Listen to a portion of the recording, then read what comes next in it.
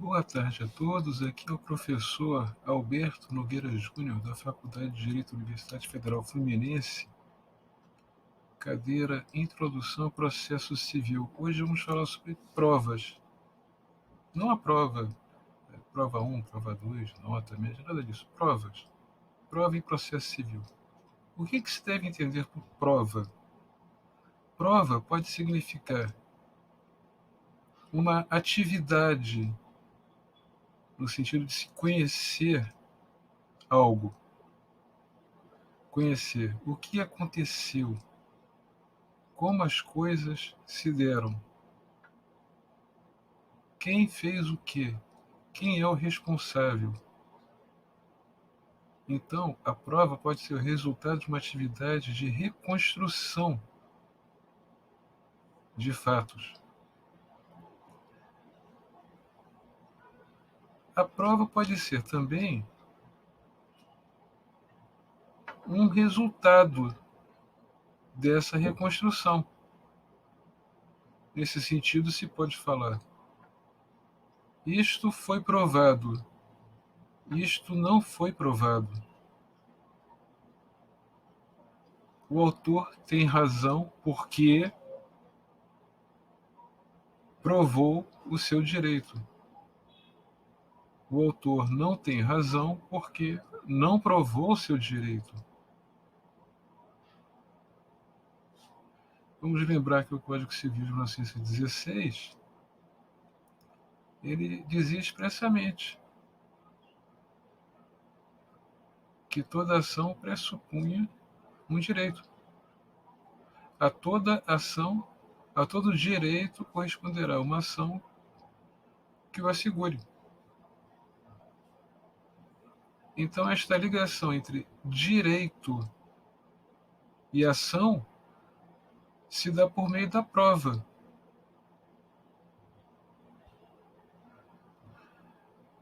Além da prova, no sentido de atividade de produção, atividade de discussão sobre aquilo que está sendo juntado no processo como prova, além da convicção sobre se aquilo está provado ou não está provado, temos a prova como objeto. Como você prova que é o proprietário de um imóvel? Eu tenho aqui a escritura pública, eu tenho essa certidão de anos reais. Como você prova que é o dono daquele veículo? Bem, eu tenho aqui esse documento emitido pelo Detran e assim por diante.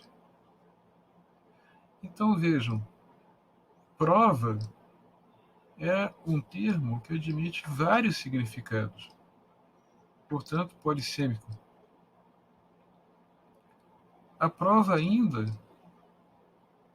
ela pode ser um direito em si mesmo, o direito de provar, o direito de fazer prova.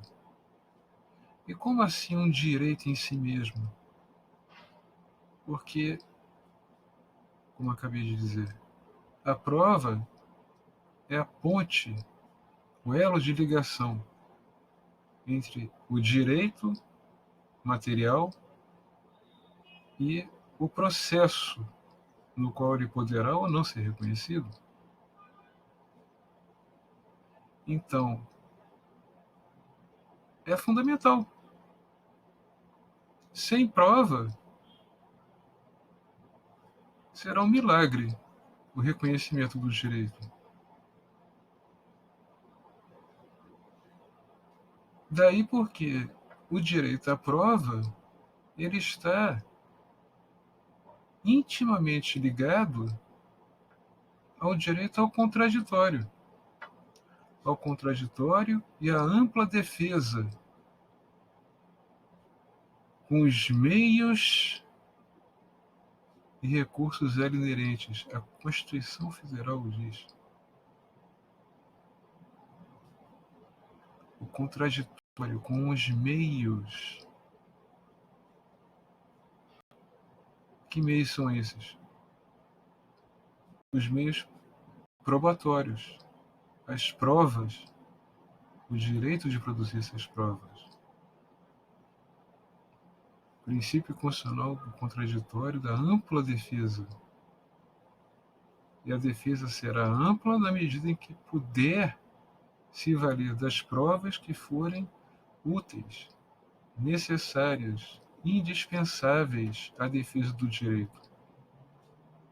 O artigo 321 do Código de Processo Civil, ele é expresso em exigir que a petição inicial contenha as provas indispensáveis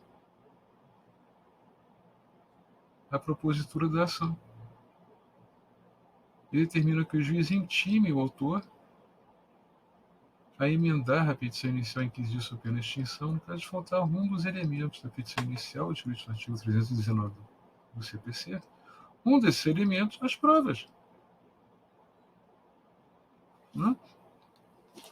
Vamos pegar o artigo 319.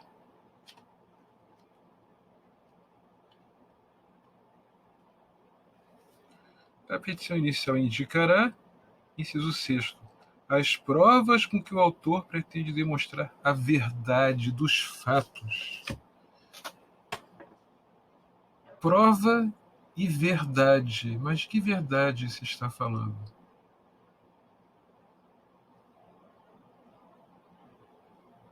Pôncio Pilatos perguntou a Jesus, Jesus já torturado, o que é verdade? E Jesus ficou em silêncio. Ele não estava ali para debater filosofia. Ele estava cumprindo um papel histórico, um papel místico, um papel religioso, segundo os livros que compõem a Bíblia. Em certa passagem, ele teria dito: eu sou a verdade, a luz e a vida. Ninguém chegou ao Pai senão através de mim. Eu sou a verdade. Jesus podia dizer isso. Eu não posso. Eu sou apenas um pecador, um professor. Os juízes também não podem. Eles não podem dizer que a verdade é aquilo que eles pensam, porque é assim que tem que ser.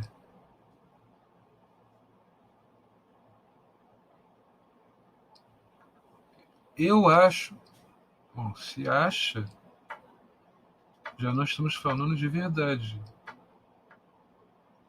Estamos falando de convicção.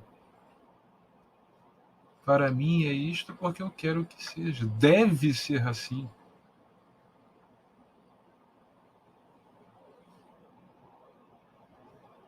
Por mais seguro que você esteja, mas você não pode realmente, usando a razão, usando o coração, como talvez pudesse ter dito Pascal, atingir a verdade última, a essência de tudo, nesse nosso plano. Temos que nos contentar com aquilo que conseguimos descobrir. Descobrir no mundo e em nós mesmos. A prova para o processo civil, para que não se torne o processo um instrumento de arbitrariedade, de injustiça, ela tem que guardar alguma correlação com as coisas do mundo, já que nós vivemos no mundo, nos relacionamos uns com os outros. As provas se destinam a mostrar como esses relacionamentos se dão, como os atos são praticados.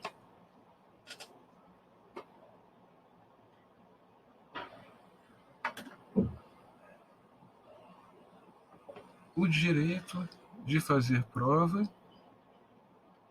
é uma garantia também para que se possa, dentro dos limites segundo os quais a prova poderá ser feita, as provas poderão ser feitas. Há limites. Esses limites são garantias. Eu não posso fazer qualquer espécie de prova para ganhar. Embora na prática, muitas vezes, se confunda o processo com uma espécie de vale-tudo, mas até no vale-tudo, nas lutas do UFC, hoje tão populares, existem limites mínimos, mas existem. Não se pode enfiar o dedo nos olhos do adversário, você não pode. Antigamente podia, mas hoje em dia você não pode chutar a cabeça dele quando ele estiver no chão. E tem certas coisas que os lutadores não podem fazer. No processo, a mesma coisa.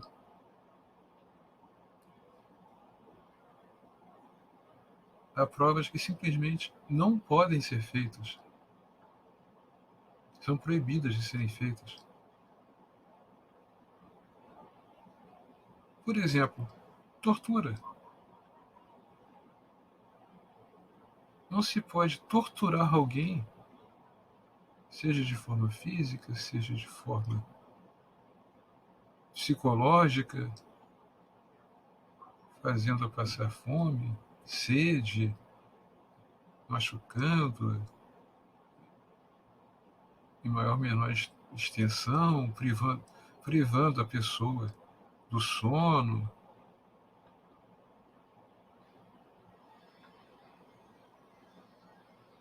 Tortura. A Constituição proíbe. Artigo 5º, inciso 3º, ninguém será submetido à tortura, nem a tratamento desumano ou degradante. A Constituição proíbe. Então, uma prova feita à base de tortura, à base de tratamento desumano ou degradante, isso fica um pouco impreciso, tratamento desumano ou degradante.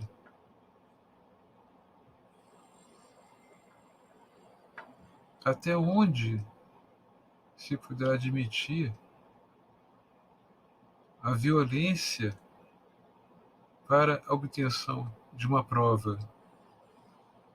Porque é disso que se está falando, já que estamos contrapondo esse tratamento desumano ou degradante à tortura, estamos falando de violência. E se o Estado deve ser o legítimo detentor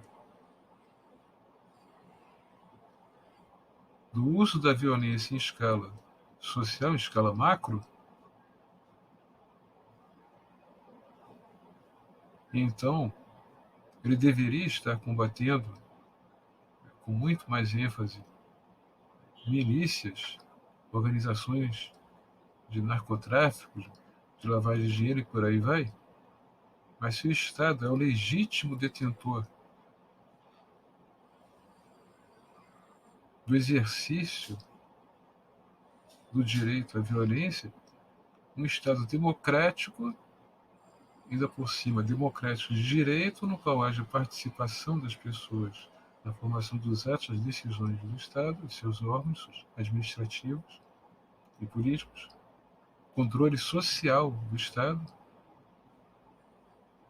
Então, esse exercício da violência deverá se dar segundo parâmetros democráticos, assim considerados os inerentes às sociedades democráticas mais consolidadas. Não à toa a Convenção Americana dos Direitos Humanos, Pacto de São José da Costa Rica, no seu artigo 8º, número 2, ele fala sobre o direito à prova, que a pessoa deve ter os meios adequados para a preparação de sua defesa. Meios adequados. Para preparar sua defesa, ela precisará de provas. Ela tem que ter a possibilidade de poder fazer essas provas. Direito de inquisição de testemunhas, direito de não ser obrigado a depor contra si mesmo, nem a declarar-se culpado, especialmente em processo penal, mas em processo civil. Agora perceba a diferença.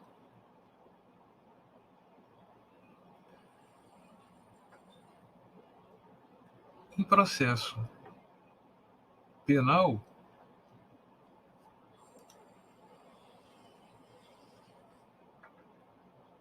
por causa do bem jurídico, liberdade, essa garantia ela ganha uma ênfase mais forte, o que não quer dizer que esse direito a não auto-incriminação também não pode ser visto sob perspectiva do processo civil.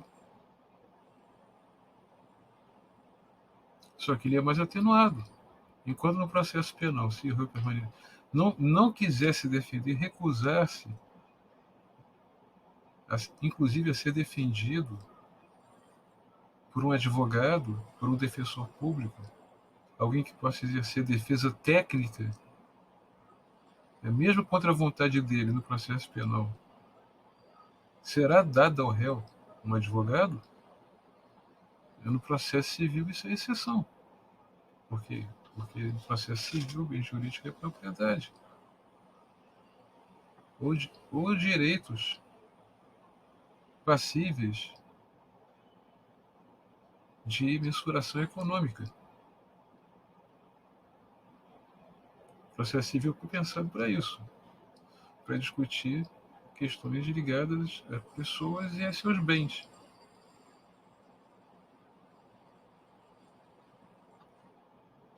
Então, pode-se pensar em revelia, por exemplo, no processo civil.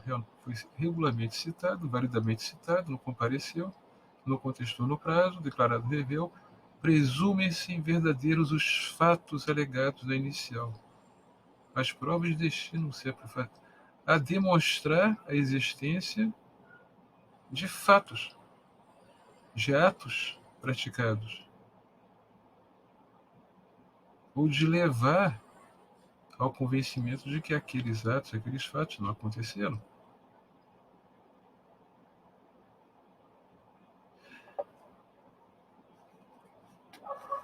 Proibição de provas ilícitas. Esta garantia, direito, e este direito, garantia,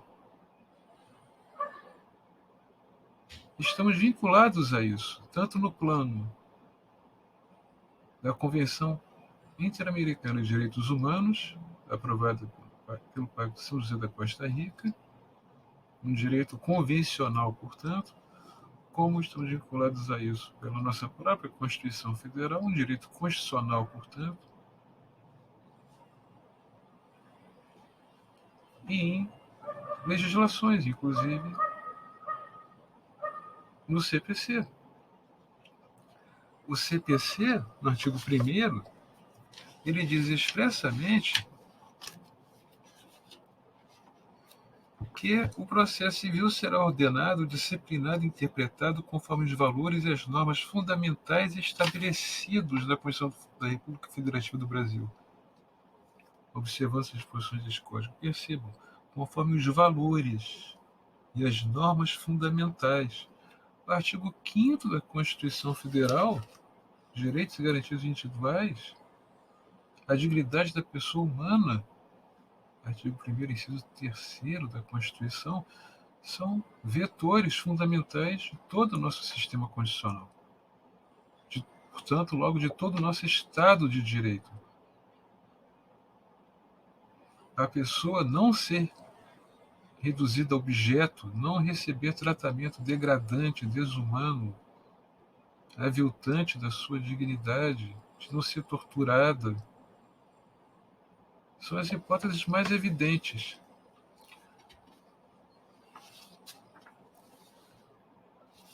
Mas eu gostaria de comentar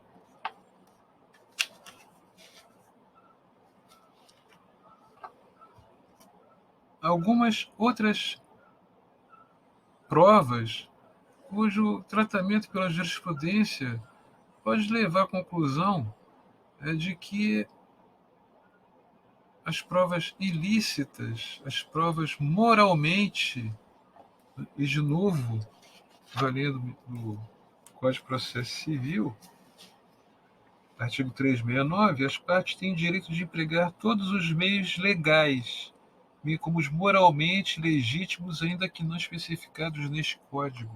É a primeira parte. Para provar a verdade dos fatos. Todos os meios legais. Então, por conclusão, temos meios que a lei previu, estão no Código, estão em legislação extravagante, e temos como admissíveis provas não previstas em lei, mas que não são repudiadas pelo nosso ordenamento jurídico, pelos nossos costumes. Provas típicas e provas atípicas. As provas típicas recebem tratamento, são normatizadas, seguem determinadas formas, procedimentos estabelecidos no CPC, estabelecidos em legislações extravagantes, atípicas, já por não terem sido previstas, já não é bem assim. Tem-se que construir o caminho enquanto se caminha. Como dizia o poeta Antônio Machado, o caminho se faz ao caminhar. E eu chamo a atenção para isso, exatamente porque no caso das provas atípicas, não há uma previsão legal expressa, não há um procedimento expresso que sirva de caminho para a atuação dos sujeitos, das partes. Há uma espécie de zona cinzenta, porque quando não se conhece o caminho, às vezes pode-se tomar o caminho errado. Pode-se desviar do caminho, sem que se saiba que se está desviando. Só vinha se descobrir depois. Então, a, a fronteira das provas não previstas expressamente como tais em lei e a ilicitude das provas, às vezes, é bem frágil.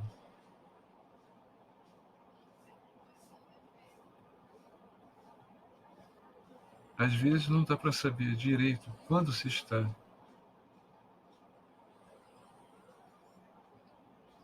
buscando aquela prova, fazer aquela prova, não, não se tem muita certeza. Ali não fala nada. E a prova é feita, porque para a parte que está lutando pelo reconhecimento do seu direito, ela precisa ser feita. E depois se descobre que não poderia ser daquele jeito, deveria ter sido de outro, ou não poderia ter sido de jeito algum. É uma parte delicada do processo civil, essa questão das provas atípicas. Estudos de situações podem ajudar. A interceptação telefônica, por exemplo. Interceptação telefônica por terceiro, ainda que com o consentimento de um dos interlocutores, um dos participantes do diálogo. Então, a hipótese é eu estou conversando com vocês pelo telefone e alguém está grampeando, mesmo que eu tenha autorizado esse terceiro, a fazer esse grampo. Segundo o Supremo Tribunal Federal, isso é inconstitucional. Habeas corpus 80.949, relator ministro Sepúlveda pertence ao julgamento em 30 de outubro de 2001, Supremo Tribunal Federal. Escuta ambiental. O que é escuta ambiental? É você deixar no ambiente instrumentos que possam captar sons, captar imagens hoje em dia, né? Sem que a pessoa se dê conta, a princípio, sem que ela possa se dar conta. Às vezes até o propósito é mostrar essa vigilância. Então as câmeras são ostensivas, as câmeras de gravação, de filmagem, são ostensivamente colocadas exatamente para exercer um efeito intimidatório.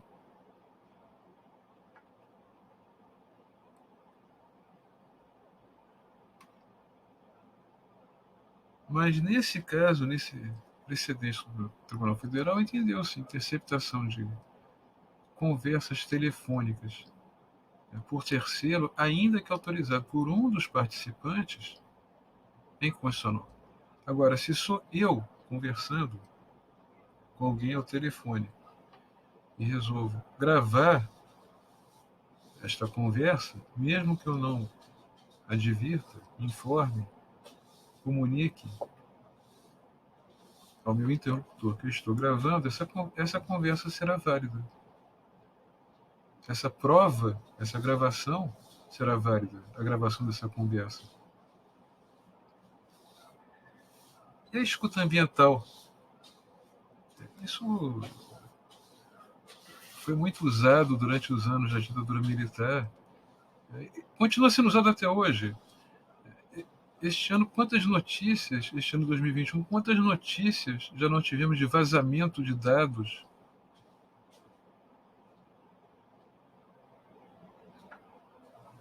Dia sim, dia também, 100 milhões, 200 milhões de dados vazados. Imagine-se, num ambiente desses, quantos de interceptação de conversas telefônicas, quantas interceptações feitas em conversas mantidas em redes sociais.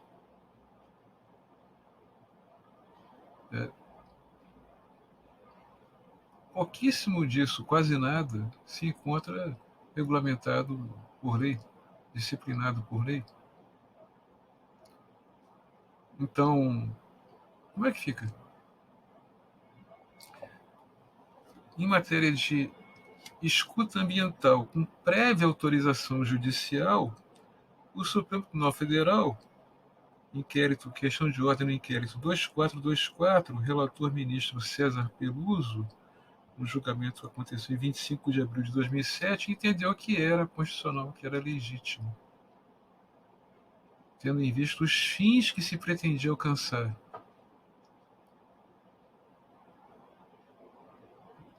O caso envolvia investigação de atos de improbidade administrativa, corrupção passiva, mas tendo em vista os fins que se buscava alcançar. Então a prova será lícita ou ilícita segundo os fins que ela pretendia alcançar?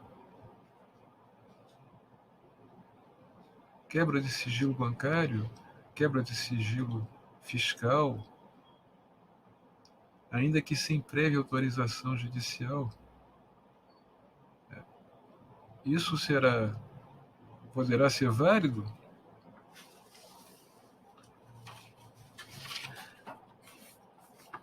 Segundo a lei número 13.869, de 5 de setembro de 2019, a lei de abuso de autoridade,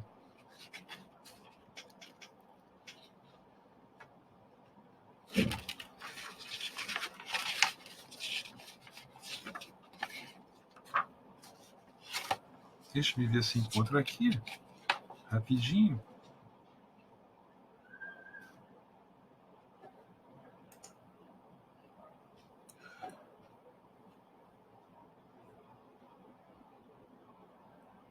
O artigo 41 da Lei 9296 de 96, com a redação dada pela Lei do Abuso de Autoridade, Lei número 13869, de 5 de setembro de 2019, ele diz o seguinte: a nova redação do artigo 10. Constitui crime realizar interceptação de comunicações telefônicas, de informática ou telemática, promover escuta ambiental ou quebrar segredo da justiça sem autorização judicial ou com objetivos não autorizados em lei.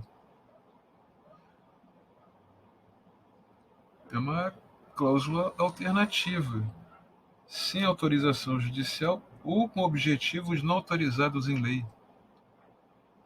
É possível, então, se pensar em realizar interceptação de comunicações telefônicas, de informática, telemática, promover escuta ambiental ou quebrar segredo de justiça, sem autorização judicial?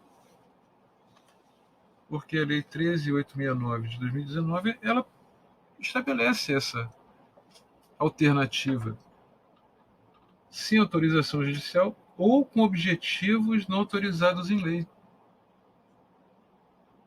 Bom, então poderia se entender também autorização judicial, mas para objetivo não autorizado em lei.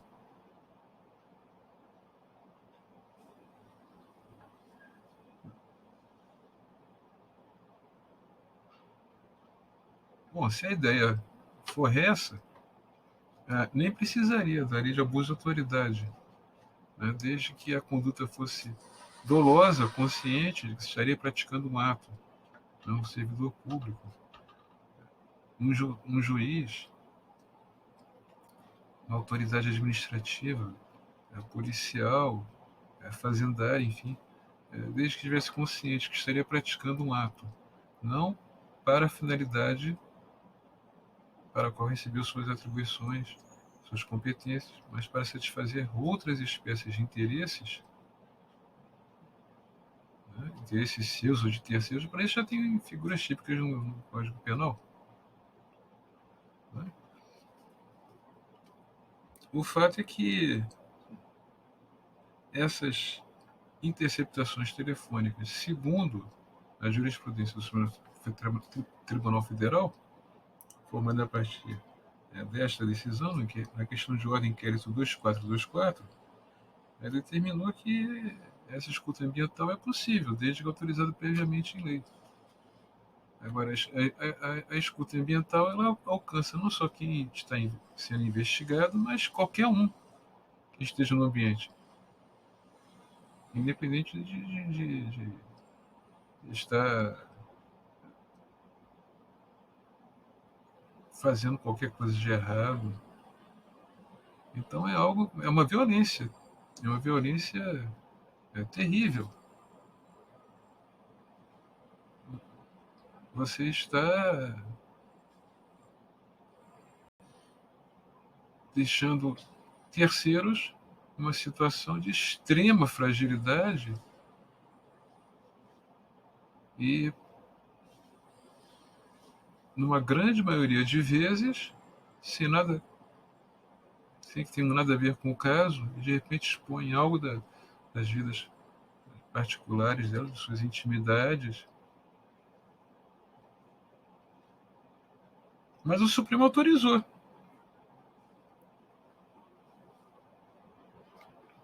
Hoje em dia é muito comum essas câmeras de vigilância, se encontram em tudo que é lugar, na rua, em prédios, casas, condomínios. Já há previsão de possibilidade de convênio entre condomínios e as secretarias de segurança pública, de modo que a Secretaria de Segurança Pública possa acompanhar em tempo real, ver em tempo real o que está acontecendo nas áreas comuns do condomínio.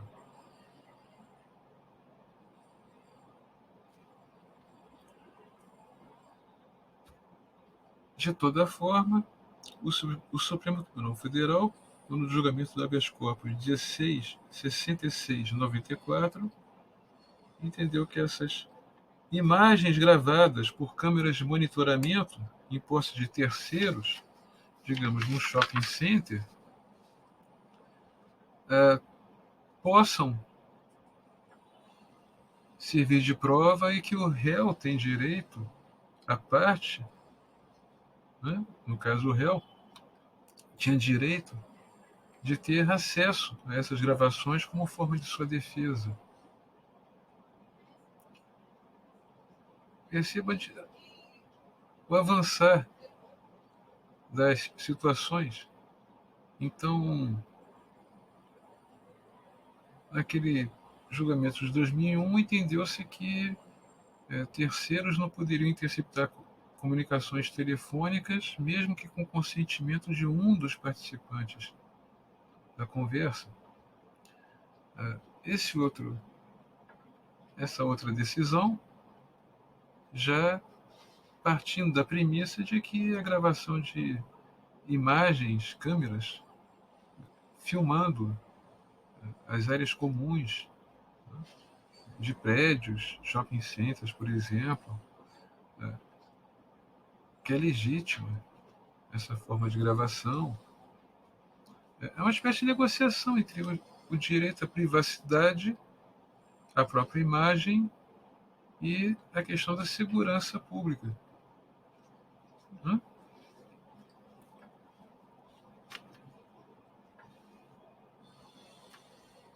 Bem mais recentemente, interceptação de conversas que teriam sido mantidas em rede social por terceiros sem autorização judicial.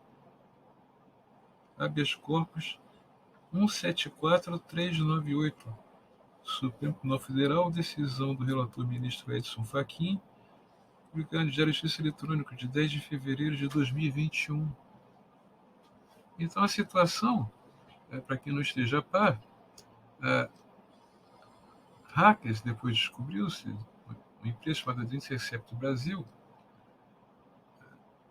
o nome já é sugestivo, grampeou, digamos assim, no jargão popular, grampeou conversas que teriam sido mantidas entre o ex-juiz federal da 13ª Vara Criminal de Curitiba, depois ministro da Justiça e Segurança Pública, e depois ex-ministro da Justiça e Segurança Pública, Sérgio Moro, e procuradores da República, integrantes da Operação Lava Jato.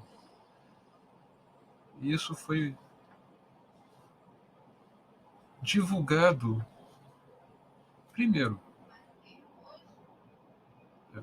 foi divulgado, e ninguém discutiu se a interceptação feita por essa empresa teria sido constitucional ou não, legítima ou não, criminosa ou não. Até agora ninguém responsabilizou processualmente, inclusive no plano processual penal, o interceptador, o terceiro interceptador, por ter interceptado essas conversas que teriam sido mantidas entre o então juiz federal Sérgio Moro e os procuradores da República integrantes da Operação Lava Jato.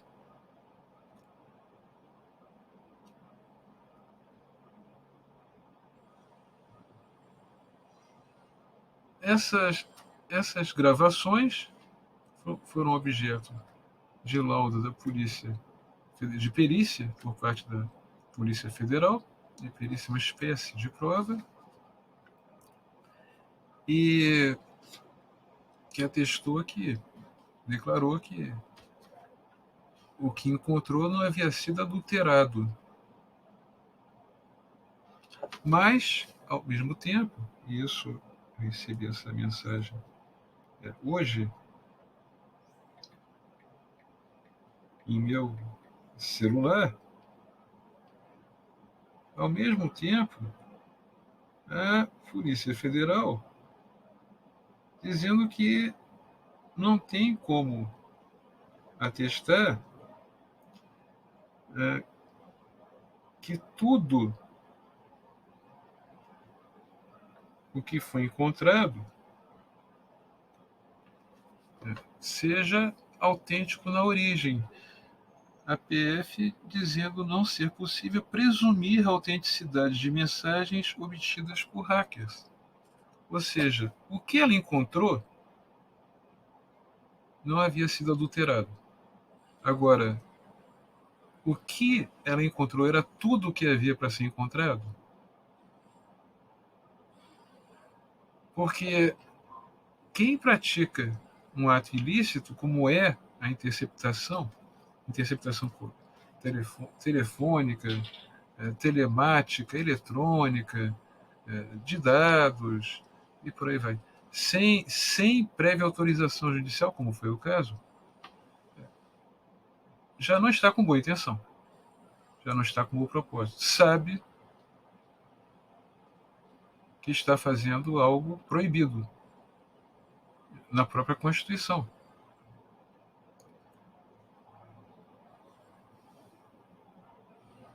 Se quem age fazendo isso já faz sabendo, por que vamos presumir que agiu de boa fé, que tudo o que encontrou foi registrado, arquivado, armazenado em seus bancos de dados?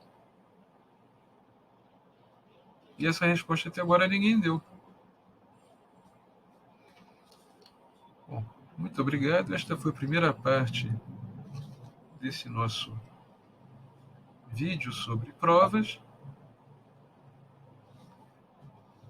Desejo a todos muita saúde, cuidem-se. Essa pandemia, essa calamidade pública que é o coronavírus, o Covid-19, não se pode, muito menos nessa altura, com mais de 350 mil pessoas mortas, não se pode achar que isso é um resfriado, uma gripezinha.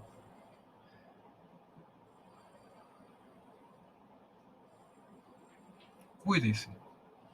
Máscaras, distanciamento social,